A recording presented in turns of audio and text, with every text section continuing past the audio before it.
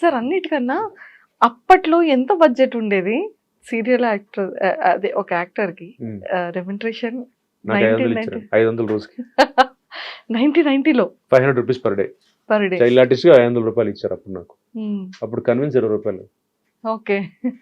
Scooter మీద అప్పుడు మా నాన్నగారు దింపేవారు బైక్ మీద, 20 రూపాయలు 20 రూపీస్ ఇచ్చేవారు కన్విన్స్, అంటే petrol convince.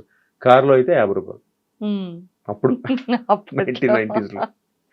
So 1990 to 2025 sir memories గుర్తు అంటే ఎప్పుడైనా ఆల్బమ్ చూసేటప్పుడు కానివచ్చు.